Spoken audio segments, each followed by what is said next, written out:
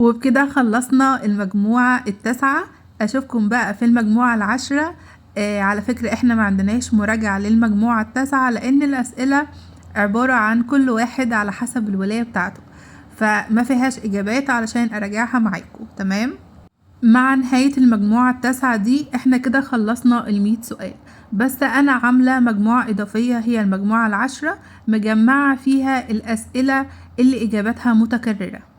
زي ما قلتلكوا انا علشان بسهل الموضوع على نفسي فحابة اسهله عليكم انتوا كمان، فاي حاجة انا هعملها مع نفسي هنزلها لكم علشان تستفيدوا منها وتقدروا ان انتوا تذاكروا بكل سهولة وما تلاقوش الحاجة صعبة عليكم. تمام.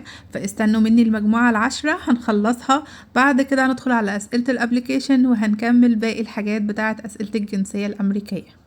زي ما انتوا عارفين بنزل كل الفيديوهات بتاعتي على الفيسبوك وعلى اليوتيوب وعلى التيك توك وعلى كل المنصات علشان تقدروا تستفيدوا وتوصلوا لها بكل سهولة. مع نهاية 100 سؤال لو انتم مستفيدين بالفيديوهات دي ياريت تكتبولي في الكومنتات وتشجعوني علشان اقدر اكمل باقي الفيديوهات الخاصة باسئلة الجنسية الامريكية.